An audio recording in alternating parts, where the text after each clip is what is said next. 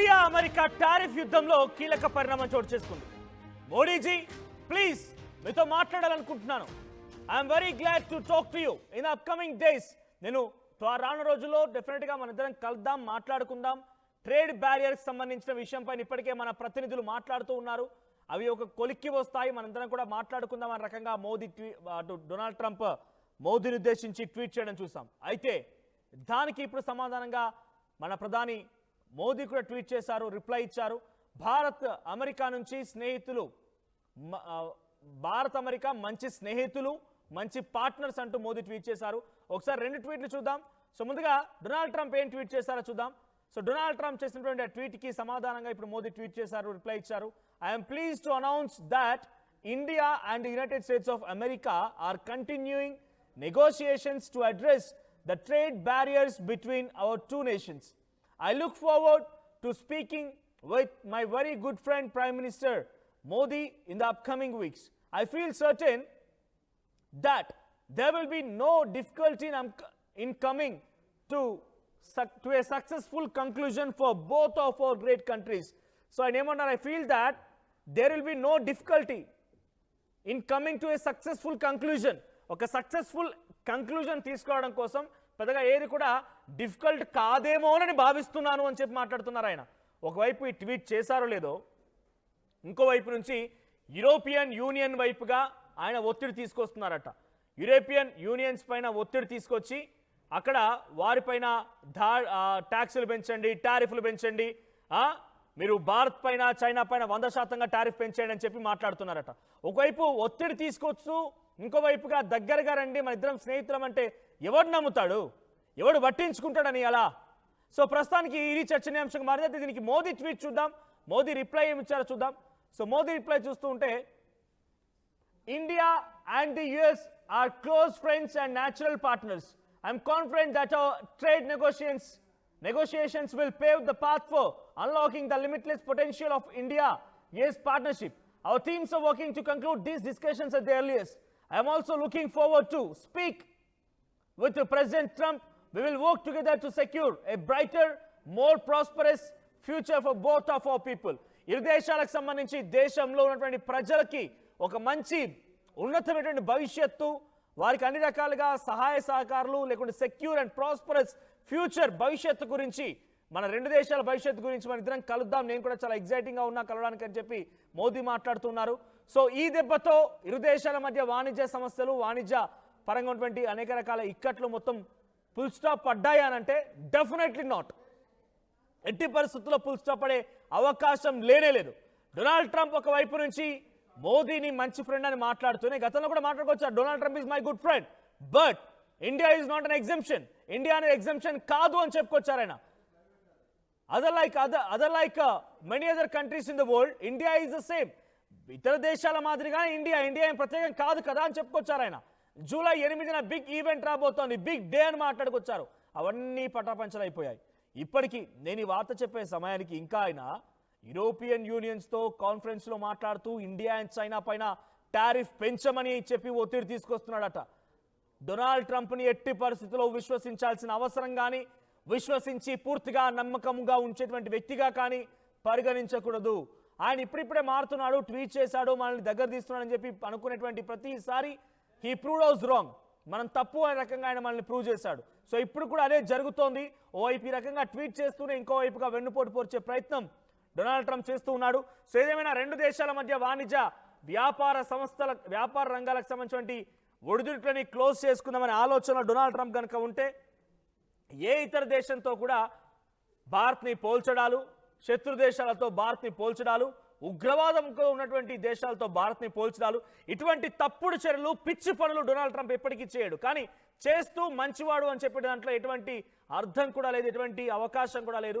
ఓవైపు తప్పు పనులు చేస్తూనే మళ్ళీ భారత్ని మంచి దేశం, మోదీ చాలా మంచివాడు, మై గుడ్ ఫ్రెండ్ అని అంటే ఏమైనా పొంతన ఉందా? ఎస్, మా కొలీగ్ కళ్యాణ్ జాయిన్ అవుతున్నాడు. కళ్యాణ్, సో రెండు దేశాలకు సంబంధించినటువంటి ఒకవైపు అమెరికా అధ్యక్షుడు అండ్ భారత ప్రధాని ఇద్దరు కూడా వరుసగా ట్వీట్లు చేసుకున్నారు, సమాధానం ఇచ్చుకున్నారు.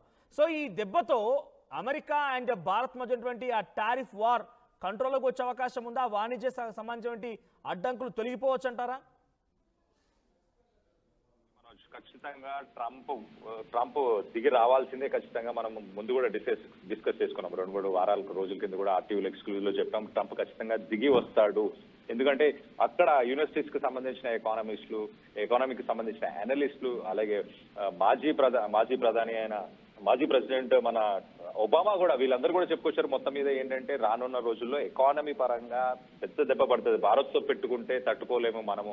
ఆల్రెడీ రష్యాతో శాంక్షన్స్ నడుస్తున్నాయి, చైనాతో శాంక్షన్స్ నడుస్తున్నాయి, కెనడా, బ్రెజిల్, ఇలా అన్ని దేశాల మీద శాంక్షన్స్ వేశారు. కాబట్టి ఖచ్చితంగా ఆ టారిఫ్స్ అన్ని end of the day American సామాన్యుల మీదనే నడ్డి విరిగేలాగా ఉంటారు ఖచ్చితంగా. కాబట్టి సో మొత్తం మీద అయితే ట్రంప్ డైరెక్ట్ గా ఒప్పుకోకపోయినా, ఆయన మనం చూస్తే ఎస్సీఓ సమ్మిట్ అయిన వెంటనే తన యాంగిల్ చేంజ్ అయిపోయింది. ఎస్సీఓ సమ్మిట్ లో ట్రంప్ మోదీ, పుతిన్ అలాగే జీపింగ్, వీళ్ళు ముగ్గురు ఆ వార్మ్ లాంగ్వేజ్, ఆ బాడీ లాంగ్వేజ్ నవ్వుకుంటూ మాట్లాడడం. అండ్ బ్రిక్స్ సమ్మిట్ తర్వాత మళ్ళీ ఈ లాస్ట్ 2 days లోనే మళ్ళీ బ్రిక్స్ సంబంధించి మళ్ళీ ఒక మీట్ అయినప్పుడు జయశంకర్, మన ఎక్స్టర్నల్ అఫైర్స్ మినిస్టర్ జయశంకర్ కూడా చాలా క్లియర్ గా చెప్పాడు, మేము ట్రంప్ అమెరికాతో డిపెండెన్సీ లేకుండా ముందుకెళ్లే ప్రయత్నం చేద్దాం, ఇంకొక కరెన్సీని కూడా తీసుకొద్దాం అన్న ప్రయత్నం చేద్దాం అని చెప్పేసి చెప్పొచ్చాడు. మొత్తం మీద అయితే డాలర్ ని పక్కన పెట్టి ముందుకెళ్దామన్న ప్రయత్నం ఖచ్చితంగా బ్రిక్స్ దేశాలు చేయబోతున్నాయి. కాబట్టి ట్రంప్ భయపడ్డాడు. ట్రంప్ కి సంబంధించిన డీప్ స్టేట్ కి సంబంధించిన అడ్వైజర్స్ అందరూ కూడా ట్రంప్ కి చాలా అతనికి క్లాసిఫిక్ ఉంది, క్లాసిఫిక్ చెప్పారు, ఇండియాతో పెట్టుకోకు, ఇండియాని దూరం చేసుకుంటే కనుక ఖచ్చితంగా డాలర్ కి ఎఫెక్ట్ పడుతుంది. డాలర్ లోనే గ్లోబల్ ట్రేడ్ అంతా జరుగుతుంది. మనం గమనిస్తే కనుక ఒక్కసారి లాస్ట్ 10 years నుంచి కనుక మన స్టాట్స్ చూస్తే కనుక డాలర్ నుంచి మిగతా దేశాలు షిఫ్ట్ అవుతున్నాయి, గోల్డ్ మీదకి వెళ్తున్నాయి. గోల్డ్ రిజర్వ్స్ చూస్తే కనుక లాస్ట్ 10-15 సంవత్సరాల నుంచి గోల్డ్ రిజర్వ్స్ పెరిగిపోతున్నాయి. అన్ని ప్రపంచ దేశాలు గోల్డ్ ని రిజర్వ్ గా పెట్టుకునే ప్రయత్నం చేస్తున్నాయి. రానున్న రోజుల్లో గోల్డ్ ఒక ట్రాన్సాక్షన్ చేయడానికి, ఒక కరెన్సీ రిప్లేస్ చేయడానికి అది పనికొస్తుందని చెప్పి గోల్డ్ రిజర్వ్స్ మీద భారత్ కానీ అలాగే మిగతా దేశాలు కూడా రిజర్వ్స్ పెంచుకుంటూ పోయాయి. సో ఒక రకంగా చూస్తే డాలర్ ని పక్కకు తీస్తారన్న భయం అయితే ఖచ్చితంగా అమెరికా, ట్రంప్ కి సంబంధించిన అడ్వైజర్స్ వీళ్ళందరిలో ఒక ముద్ర పడిపోయింది. కళ్యాణ్, ఇప్పుడు డొనాల్డ్ ట్రంప్ విదేశాలను కలుద్దాం, వాణిజ్య సమస్యల్ని తొలగించుకుందామని చెప్పి డొనాల్డ్ ట్రంప్ ట్వీట్ చేస్తే దాన్ని మోదీ కూడా స్వాగతించారు. సో ఈ నేపథ్యంలో పాకిస్తాన్ కి సంబంధించి మీరు సహకరిస్తున్నారు, నిధులు ఇస్తున్నారు, మా దేశం పైన కావాలని రెచ్చగొడుతున్నారు, టారిఫ్లు విధించారు, ఇవన్నీ అంశాలు చర్చ జరగవచ్చు అంటారా? పాకిస్తాన్ నుంచి మీరు ఒకవేళ ఈ రకంగా సపోర్ట్ చేయడం మూలంగా ఉగ్రవాద దేశం, ఎందుకంటే మనం చూసాం ఎస్సీఓ షాంఘై కోఆపరేషన్ ఆర్గనైజేషన్ లో కూడా ఉగ్రవాదాన్ని రూపుమాపాలన్న ఆలోచనతో సుమారుగా 12 దేశాలు కూడా ముందుకు వచ్చాయి. దాంట్లో పాపిస్టి పాకిస్తాన్ కూడా హాజరైంది, కానీ మౌనంగా ఉండిపోయింది. అంటే ఉగ్రవాద దేశం మాదే ఒప్పుకోకనే పాకిస్తాన్ ఒప్పుకుంది. సో ఈ ఉగ్రవాద దేశానికి మీరు కూడా సహకరిస్తున్నారు కాబట్టి ప్రపంచ దేశాల్లోకెల్లా మేము చెప్తోంది ఒకటి, ఉగ్రవాదాన్ని రూపుమాపాలని చెప్పి. మా డిమాండ్ కి మీరు ఒప్పుకుంటారు లేదా అని చెప్పి మోదీ డొనాల్డ్ ట్రంప్ ముందు ఉంచే అవకాశం ఉందా? ఖచ్చితంగా ఉంచొచ్చు. మనది ఇప్పుడు అప్పర్ హ్యాండ్ ఉందని చెప్పుకోవాలి మనోజ్. ఒక రకంగా మనం చూస్తే కనుక ఇప్పుడు కాళ్ళ బేరానికి అమెరికా వస్తుంది, రావాల్సిన పరిస్థితి ఉంది.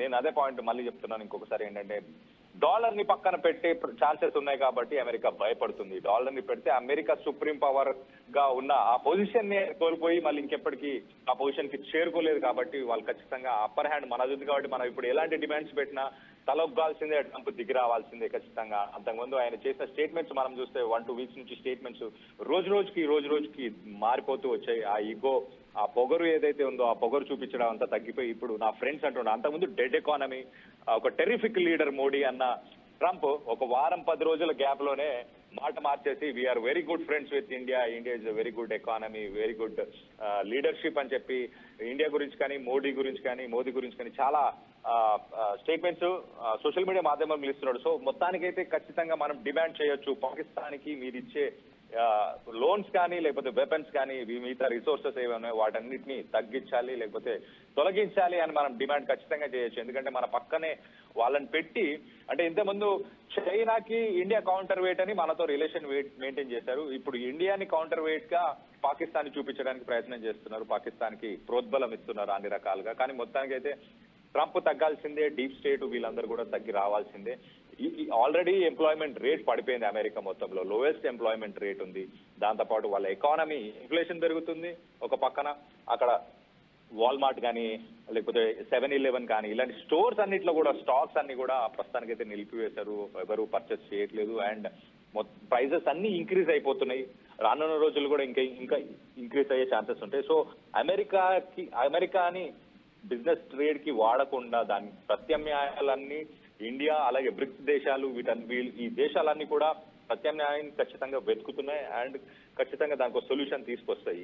దీన్ని చూసే భయపడ్డాడు. వారం రోజుల్లో మాట మార్చాడు ట్రంప్. సో ఖచ్చితంగా మనం ఎలాంటి డిమాండ్స్ చేసినా దానికి తలొగ్గాల్సిన అవసరం ఉంటుంది. నా ప్రతినిధులు భారత్ తోని ఆల్రెడీ చర్చలు జరపబోతున్నారు.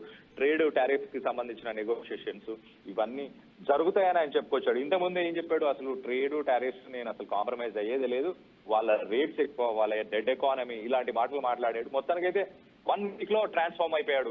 ఊసరు వెళ్ళి అని చెప్పొచ్చు ఒక రకంగా. పొద్దు మాట, రాత్రికి ఒక మాట, ఇలా మాటలు మారుస్తూనే వచ్చాడు Trump. Right, thank you Kalyan.